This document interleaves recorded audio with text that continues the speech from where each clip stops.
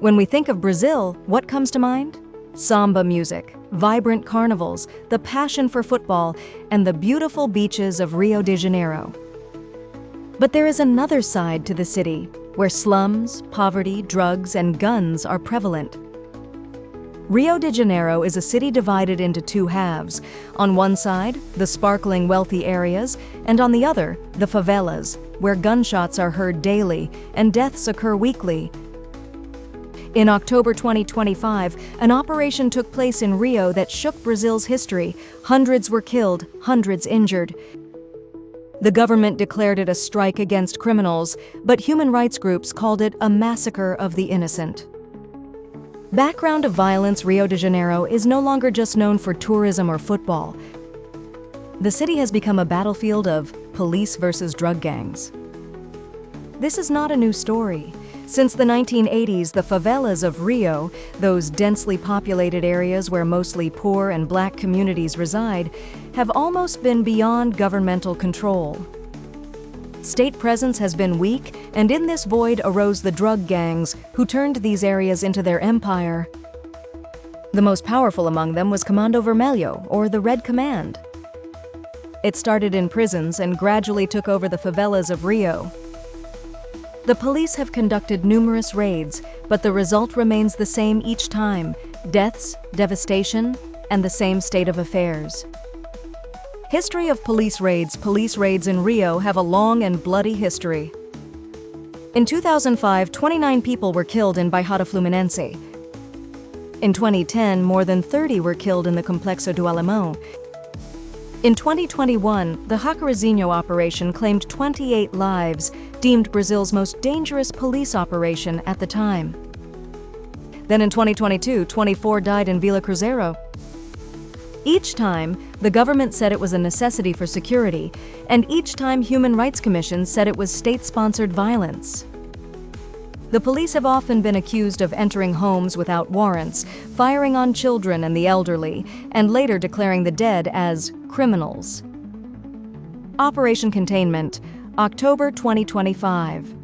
On the morning of October 28, 2025, the Penha and Complexo do Alemão areas of Rio were suddenly surrounded by police, military, and helicopters.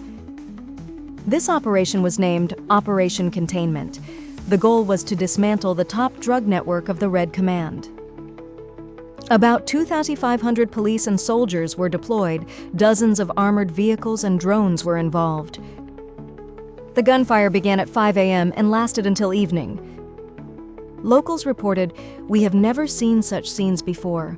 Bullets weren't flying in the sky, they were hitting the walls." In the end, police claimed they had killed over 130 criminals. But reports from hospitals and human rights groups tell a different story. Among those killed were unarmed civilians, women, and teenagers. Hundreds of homes in the favelas were found with broken doors, bodies lay in the streets for hours, and ambulances couldn't even get in. Human rights and UN response. The next day, reactions began pouring in from around the world.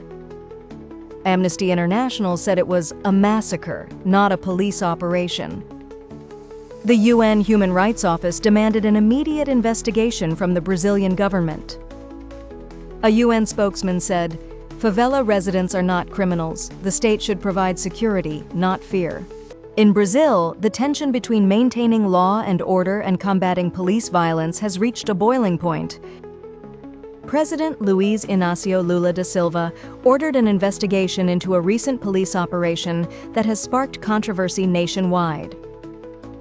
Governor Claudio Castro confidently declared the operation as a decisive victory against criminals, stating, "Brazil will no longer bow to drug terror." This statement split the nation in two. On one side, individuals applauded the operation as a triumph of justice, while on the other, it was condemned as another instance of police violence. A closer look into the criminal organization targeted by the operation reveals the notorious Comando Vermelho, or Red Command. This gang's origins trace back to 1979 within the confines of Rio's prison, Cândido Mendes, where criminals and political prisoners were housed together. Their unification under the banner of solidarity evolved into Brazil's most significant drug network. Today, Red Command operates throughout South America, trafficking cocaine from Colombia and weapons from Paraguay, with money and power flowing back to Rio. Heading this network is Fernandinho Beiramar, who, despite being incarcerated, continues to control the gang from behind bars. His orders are transmitted outside via WhatsApp and prison phones, extending influence across numerous favelas.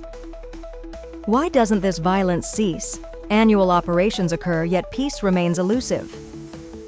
The fundamental roots lie deeper, entrenched in poverty, unemployment, racial discrimination, and inequality. Millions residing in favelas have never been seen as equal citizens by the state. Resources such as schools, hospitals, and jobs are scarcely provided. In this neglected environment, drug gangs entice residents with promises of monetary gain, protection, and employment. As the state retracts, crime fills the void. Rio de Janeiro stands as a city that wins battles daily but loses them every night. The containment operation reminded Brazil that true security doesn't stem from firearms alone, but also justice. As long as children in favelas grow up under the shadow of fear and innocent civilians are labeled criminals posthumously, the cycle of violence continues unbroken. Rio symbolizes an ongoing global struggle where power and crime coexist in the same narrow alleys. You're watching Daily Update Current News. If you found this report informative, subscribe to our channel and share the video, because speaking the truth is the essence of real journalism. Thank you. DUCN Daily Update Current News.